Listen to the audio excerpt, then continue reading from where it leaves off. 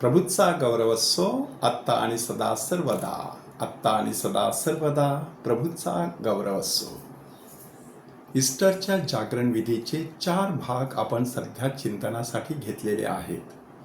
त्यातील पहिला भाग प्रकाश विधी, दुसरा भाग प्रभू शब्द विधी, तिसरा भाग बाप्तिस्मा विधी, आता चौथा भाग ख्रिस्त शरीर विधी. म्हणजे बाप्तिस्म्याचं पाणी आपल्या अंगावरती शिंपडल्यानंतर रीतसर ख्रिस्त शरीर विधीला नेहमीप्रमाणे मिस्सा बलीला सुरुवात होत असते.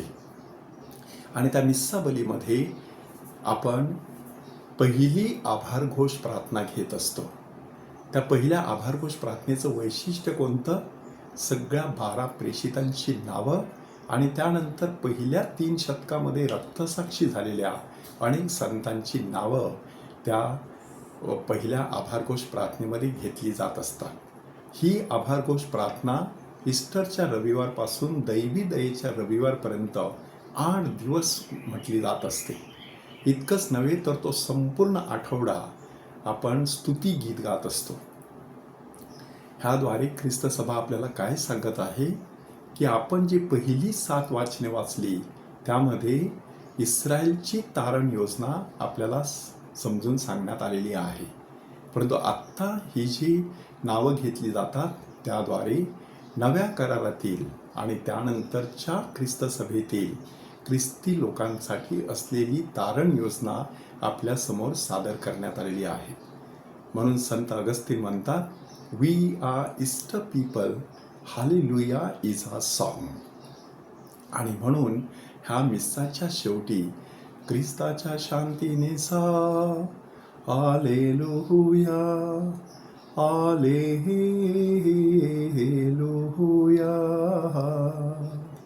अशा प्रकारची घोषणा केली जात असते. तब्बल 50 दिवस पेंटेकॉस्टच्या दिवसापर्यंत ही घोषणा केली जात असते. जणू काही ख्रिस्त सभेवरती चढवण्यात आलेले हे 2 दागिने ग्लोरिया आणि हालेलुया हे दाखवत ख्रिस्त सभा सर्वत्र जणू काही मिरवत राहते. हा आनंद त्या ठिकाणी व्यक्त केला जात असतो. अशा ह्या ईस्टरच्या काळासाठी काही महत्त्वाची प्रतीकं वापरली जात असतात. पहिलं प्रतीक आहे रिकामा क्रूस, की ज्या क्रूसावरती गुड फ्रायडेच्या दिवशी असलेला ख्रिस्त आपल्याला दिसत नाही, तर तो रिकामा क्रूस दिसतो. त्याच्यावरती फार फार सफेद वस्त्रे दिसतात. त्याद्वारे ख्रिस्त आता क्रूसावर नाही, तो पुनरुत्थित झालेला आहे असं दर्शविलं जातं. अलीकडे आपण कधी कधी क्रूसावरती पुनरुत्थित ख्रिस्ताची इमाज पाहत असतो. ते प्रतीक देखील पुनरुत्थानाचं प्रतीक आहे. दुसरं प्रतीक आहे रिकामं थडगं, की पुनरुत्थित प्रभू येशू ख्रिस्ताचं शरीर प्रारंभीच्या ख्रिस्त सभेतील किंवा येशूच्या काळातील त्याच्या शिष्यांना सापडलं नाही आणि मग येशूने त्यांना दर्शनं दिली. त्याद्वारे ते रिकामं थडगं हे पुनरुत्थानाचं मोठं प्रतीक बनलं. तिसरं प्रतीक आहे अंड, की त्या अंड्यामधून पिल्लू बाहेर येत असतं. तसं प्रभू येशू ख्रिस्त त्या थडग्यामधून जिवंत असा बाहेर पडलेला आहे. चौथं प्रतीक आहे फुलपाखरू. फुलपाखरू तयार होण्या अगोदर वेगवेगळ्या अवस्थांमधून जात असतं. त्याच्या अवस्था बघितल्या तर त्या तितक्याशा प्रसन्नकारक नसतात.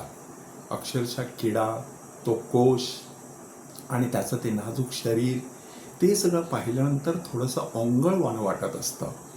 गुड फ्रायडेच्या दिवशी सुद्धा येशूचं ते ओंगळवाणं स्वरूप आपण अनुभवलं.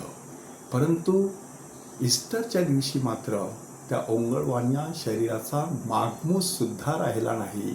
फक्त हातापायाच्या आणि कुशीच्या जखमा तेवढ्या आपल्याला दाखवल्या जातात. परंतु ख्रिस्त मात्र नवीन तेजाने तळपत असतो. फुलपाखरासारखा हलका फुलका झालेला असतो. आणि शेवटचं प्रतीक आहे लिलीची फुलं. ही लिलीची फुलं पावित्र्याचं प्रतीक आहे. पांढरी शुभ्र अशी फुलं काय आपल्याला सांगत आहेत? पुनरुत्थित ख्रिस्ताच्या अंगावरती असलेलं पांढरं शुभ्र वस्त्र हे त्याच्या नवीन अशा पातळीवरील जीवनाचं प्रतीक आहे. की त्या लिली फुलांचा वापर बऱ्याच वेळेला आपण अंत्यविधीला करत असतो. त्यांचा सुगंध नाकात गेल्यानंतर आपण केवळ दुःख करायचं नाही, तर पैलथी असलेल्या पुनरुत्थित ख्रिस्ताच्या ताब्यात आपल्या मृत भाविकाला द्यायचं असतं. म्हणून ती लिलीच्या फुलाची फांदी हे पुनरुत्थानाचं प्रतीक आहे. पास्काची मेणबत्ती हेही पुनरुत्थित ख्रिस्ताचं प्रतीक आहे. म्हणून ती मेणबत्ती 50 दिवस प्रज्वलित केली जाते. बाप्तिस्म्याच्या वेळेला ह्याच मेणबत्तीकडून प्रकाश घेऊन आई वडिलांच्या आईबापांच्या हाती प्रज्वलित मेणबत्ती दिली जात असते.